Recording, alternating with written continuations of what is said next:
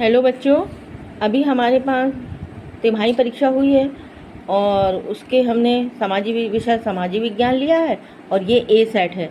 ए set के सारे प्रश्नों के जो ऑब्जेक्टिव प्रश्न थे वो सभी हमने हल कर लिए हैं। अब हम चलते हैं प्रश्न क्रमांक, जो अगला प्रश्न है 2 नंबर वाले प्रश्न और 3 नंबर वाले प्रश्नों को हम हल करेंगे। प्रश्न देखते हैं। तो इसमें जो 2 नंबर का पहला प्रश्न है, प्राकृतिक जो हमारे संसाधनों के अति दोहन से उत्पन्न समस्या, ये 2 नंबर का प्रश्न है। इसका आंसर हम लिख सकते हैं।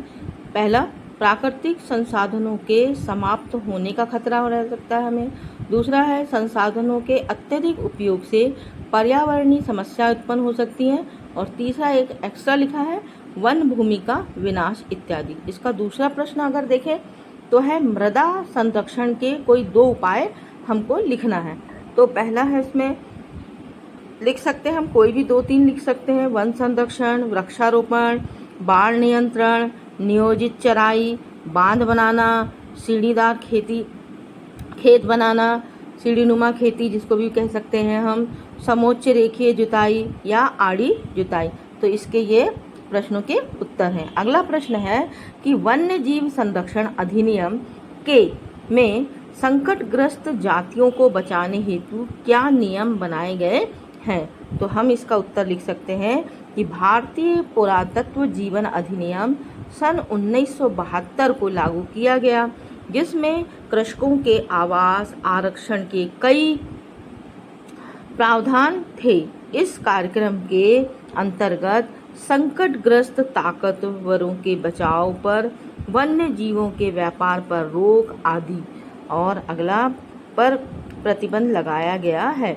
पशुधन सरकार और कई राज्यों ने राष्ट्रीय उद्यान और पशु विहार विस्थापित किए।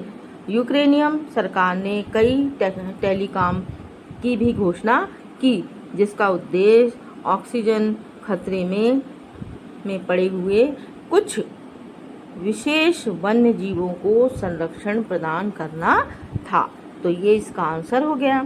अब अगला देखते हैं, आरक्षित वन से क्या तात्पर्य है और समझाइए।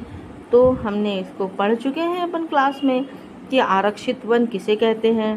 तो देश के आधे से अधिक वन क्षेत्र आरक्षित वन घोषित किए गए हैं। जहाँ तक वन और वन्य प्राणियों के संरक्षण की बात है, तो आरक्षित वनों को सबसे अधिक मूल्यवान माना जाता है। ये वन ऐसे स्थायी वन क्षेत्र हैं जिनका रखरखाव इमारती लकड़ी, अन्य वन्य पदार्थों और उनके बचाव के लिए किया जाता है। अगला प्रश्न अगर हम देखें तो अगला प्रश्न है, बांधों के उपयोग लिखिए।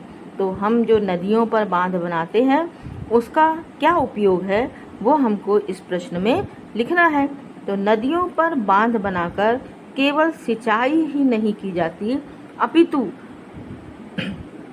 इनका उद्देश्य विद्युत उत्पादन, घरेलू और औद्योगिक उत्पादन, जल आपूर्ति, बाढ़ नियंत्रण, मनोरंजन, आंतरिक नौचालन और मछली पालन भी है। इसलिए बांधों को बहुउद्देशीय परियोजना भी कहा जाता है। एक एकत्रित जल के अनेक उपयोग संबंधित होते हैं। बहुउद्देशीय यानी जिसके बहुत सारे उद्देश्य हों। एक परियोजना ऐसी परियोजना जिससे हमें एक से अधिक लाभ हों, उसको बहुउद्देशीय परियोजना कहते हैं। अगला प्रश्न है, जल के असमान वितरण के कारण लिखिए। विश्व के विभिन्न भागों में जल का वितरण असमान है। ऐसा बहुत कुछ मानव क्रियाकलापों के कारण भी है। उद्योगों की तेजी से वृद्धि, बढ़ती जनसंख्या, सिंचाई की बढ़ती आवश्यकताएं और कुप्रबंधन जल की कमी के कुछ कारण है। तो ये इसका आंसर हो गया। ये सभी 2 नंबर वाले प्रश्न हैं। अगला प्रश्न है, बाल्कान प्रदेशों में राष्ट्रवादी तनाव क्यों उत्पन्न हुआ। तो ये बहुत प्रश्न तो बहुत बड़ा है, मगर इसमें हमको 2 ही नंबर का जवाब देना है, 2 ही नंबर के हिसाब से आंसर लिखना है। तो हम ये सीधे इसमें लिख सकते हैं कि बाल्कान क्षेत्र में यूरोपीय शक्तियों की लड़ाई के कारण यहाँ तनाव अधिक गहराया और रूस, जर्मन, इंग्लैंड, ऑस्ट्रिया, हंगरी आदि देशों में ऑटोमन साम्राज्य की कमजोरी का फायदा उठाते हुए वहां अपना प्रभाव डालने का प्रयास किया। फलस्वरूप बाल्कान क्षेत्र में कई युद्ध हुए। तो हम इसका ये आंसर लिख सकते हैं। अगला प्रश्न है, काउंट कैमिलो दे कावूर पर टिप्पणी लिखो।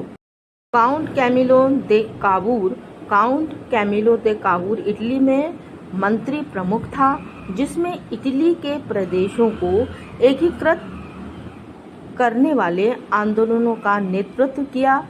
वैचारिक तौर पर ना तो वह क्रांतिकारी था और ना ही जनतंत्र में विश्वास रखने वाला था।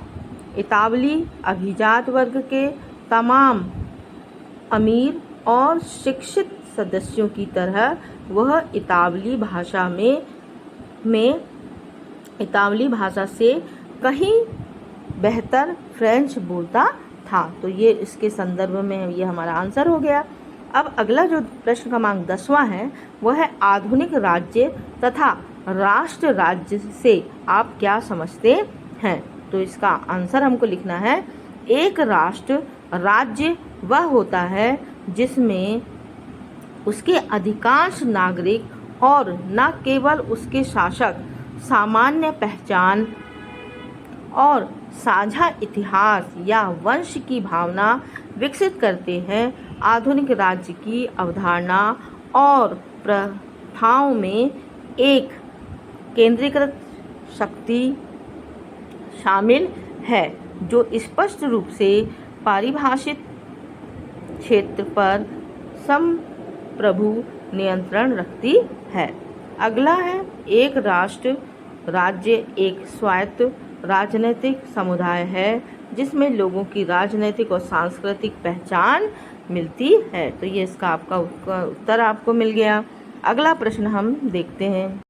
प्रश्न है, जाल्वे राइन क्या था। तो सन 1834 ईस्वी में प्रशा की पहल पर जाल्वे राइन नामक एक शुल्क संघ की स्थापना हुई थी, जिसमें अधिकांश जर्मन राज्य शामिल हो गए थे। इस संघ ने विभिन्न जर्मन राज्यों के मध्य शुल्क अवरोधों को समाप्त कर दिया था और इन संघ ने मुद्राओं की संख्या को 30 से घटाकर 2 कर दिया था। तो ये इस प्रश्न का आंसर हो गया। अगला प्रश्न है, जलियांवाला बाग हत्याकांड पर टिप्पणी लिखिए। तो सन 13 अप्रैल सन 1919 को ये एक दुखद घटना थी जो पंजाब के अमृतसर में घटित हुई थी। तो अमृतसर में स्वर्ण मंदिर में कुछ ही दूरी पर एक स्थित जलियांवाला बाग था, जहां पर निहत्थे मासूमों पर कत्लेआम हुआ था और अंग्रेजों ने निहत्थे भारतीयों पर अंधाधुंध गोलियां चलाई थी।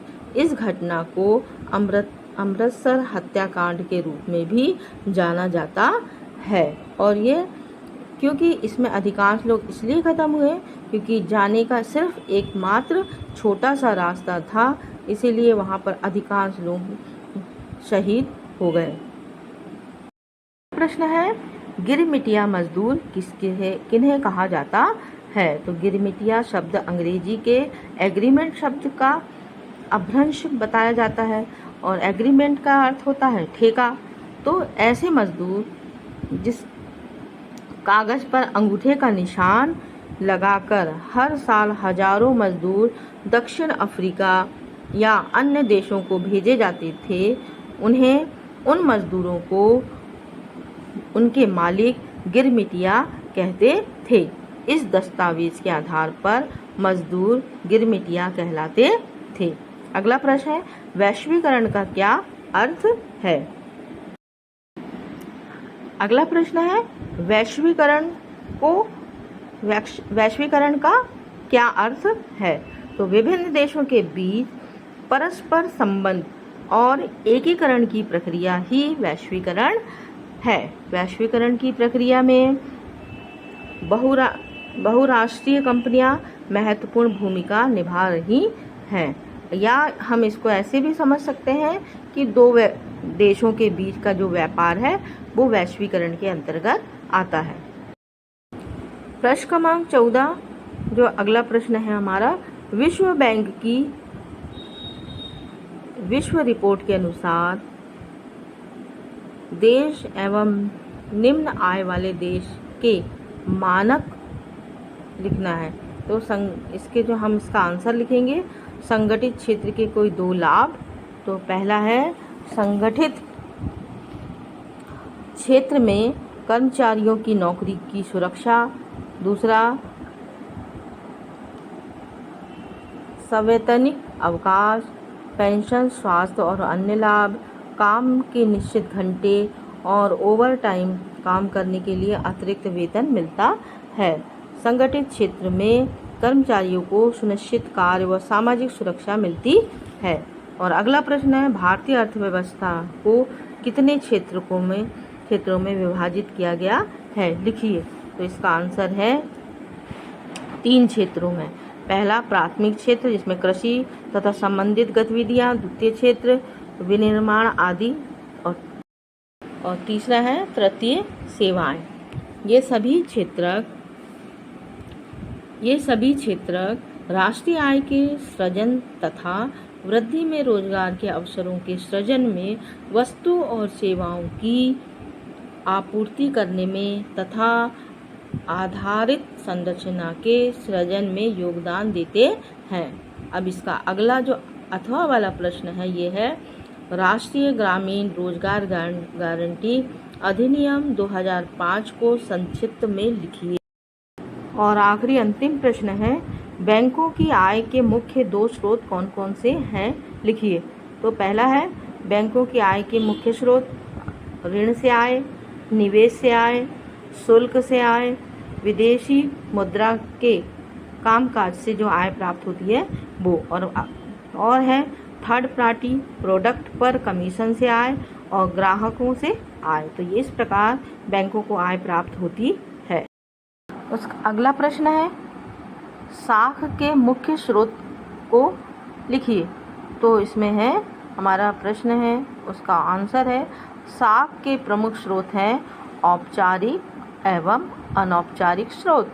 बैंकों तथा सरकारी समितियों द्वारा दिए गए ऋण को औपचारिक ऋण तथा साहूकार, व्यापारी, मालिक, रिश्तेदार, मित्र आदि द्वारा दिए गए ऋण को अनौपचारिक ऋण के नाम से जाना जाता है। तो इस प्रकार हमने आपके 2 नंबर वाले सारे प्रश्न को हमने हल कर लिए हैं। Thank you.